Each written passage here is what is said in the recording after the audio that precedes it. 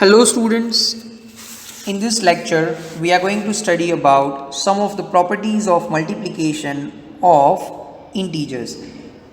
Property number 1, closure under multiplication.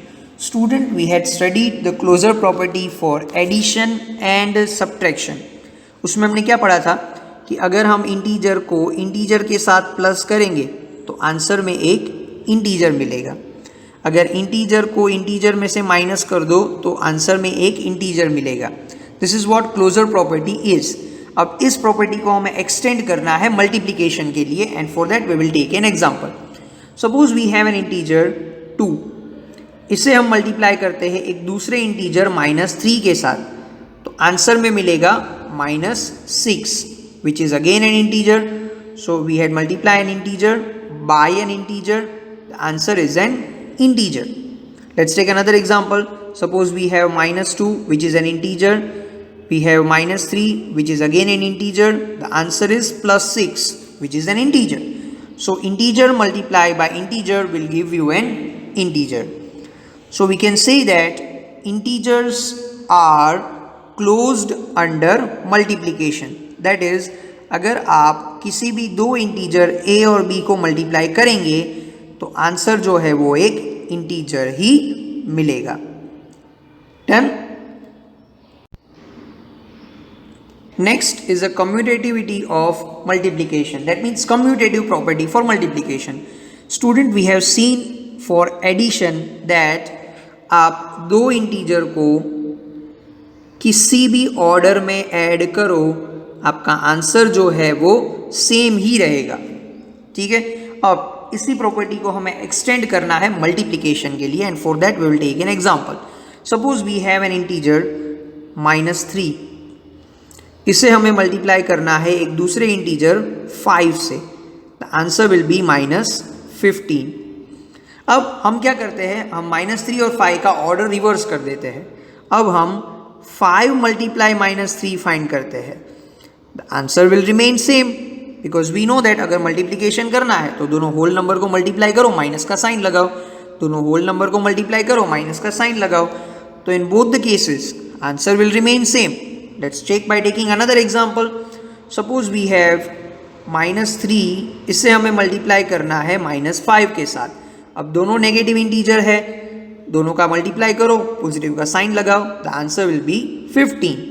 अब हम order को रिवर्स कर देते हैं. Suppose we need to multiply -5 with -3.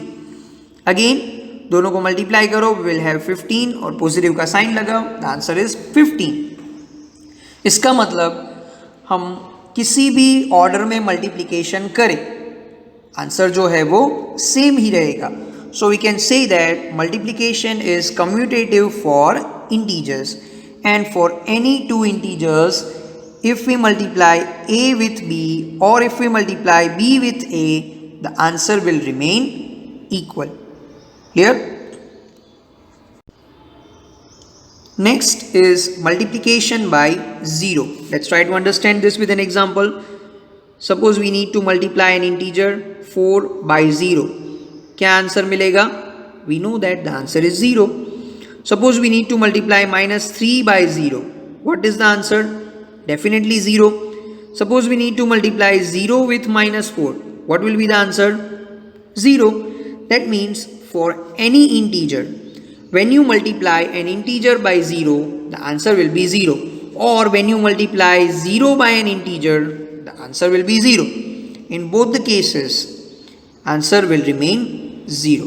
So in general, we can say that for any integer,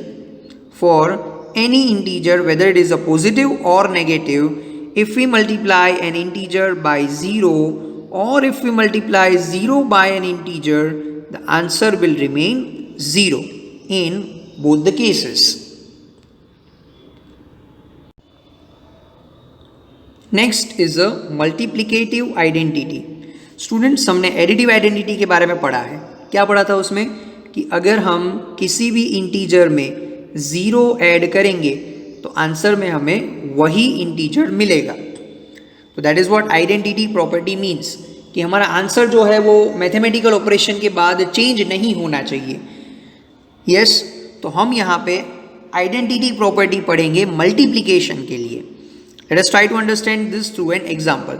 suppose we have an integer 5. इसको अगर हम किसी ऐसे नंबर से मल्टीप्लाई करना चाहे कि आंसर में 5 ही मिले, तो we know that number will be 1. 5 multiply 1 will be 5. Similarly, if we have -4 और आंसर में अगर हमें -4 ही चाहिए, तो हम इसे कौन से नंबर से मल्टीप्लाई करेंगे? 1 से मल्टीप्लाई करेंगे. The answer will be -4. Let's take another example. Suppose we have -6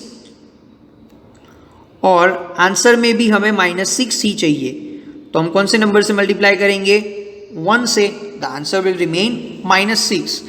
इसका मतलब हम किसी भी इंटीजर को, फिर चाहे वो नेगेटिव हो चाहे पॉजिटिव हो, अगर 1 से मल्टीप्लाई करेंगे तो आंसर में हमें वही इंटीजर मिलेगा. ऐसा एडिशन के लिए 0 में होता था, तो 0 जो है वो एडिटिव आइडेंटिटी है. सिमिलरली यहाँ पे 1 में हो रहा है, तो 1 जो है उसे हम मल्टीप्लिकेटिव आइडेंटिटी बोलेंगे. क्लियर? सो फॉर एनी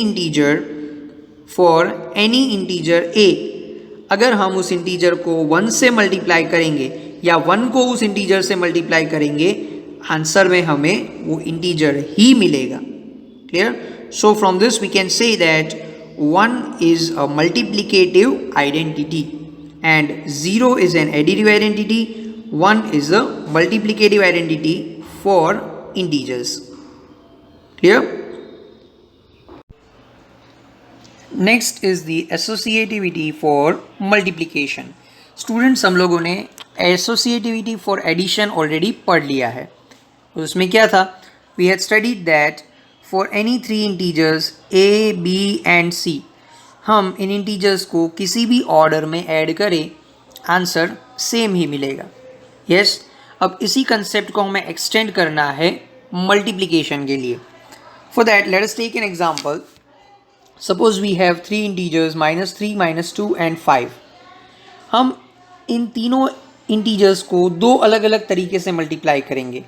पहले हम -3 और -2 को मल्टीप्लाई करेंगे और फिर उसके आंसर में 5 मल्टीप्लाई करेंगे. और दूसरे तरीके में हम लोग -2 और 5 को मल्टीप्लाई करेंगे, उसमें -3 मल्टीप्लाई कर देंगे. ठीक है? तो let us start with that. First of all will multiply in the first manner. पहले हम -3 और -2 को ग्रुप में मल्टीप्लाई करेंगे और फिर उसमें 5 अलग से मल्टीप्लाई कर देंगे. That will be like, see, -3 into -2. Now we know that for 2 negative integers answer is positive. So 6 × 5 that will give you 30. पहले तरीके से आंसर हमें मिल रहा है 30. अब let us try to find with the other method. इसमें हम क्या करेंगे? -3 को सेपरेट रख देंगे, उसमें -2 और 5 के मल्टीप्लिकेशन को मल्टीप्लाई कर देंगे. तो पहले हम लोग -3 एज इट इज़ और इस ग्रुप को मल्टीप्लाई करेंगे. That will give you -2 × 5 that will B -10. अब -3 × -10, 2 नेगेटिव इंटीजर्स को मल्टीप्लाई करो, answer will B positive. So here in this case answer is 30 again. That means हम इन 3 इंटीजर्स को चाहे इस तरीके से मल्टीप्लाई करें या चाहे दूसरे तरीके से मल्टीप्लाई करें, आंसर हमें सेम ही मिलने वाला है, and that is equal to 30. आप इसी प्रॉपर्टी को बाकी एग्जांपल्स के साथ भी चेक कर सकते हो इन होमवर्क. ठीक है?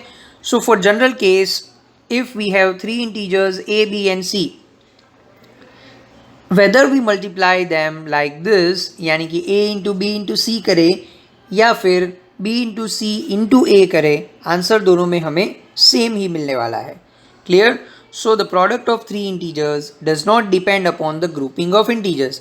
चाहे आप इंटीजर्स को किसी भी ग्रुप में मल्टीप्लाई करो, मल्टीप्लिकेशन को कोई फ़र्क नहीं पड़ेगा, because multiplication does not depend on grouping of integers, and that is property is known as a associativity for multiplication of integers. Clear?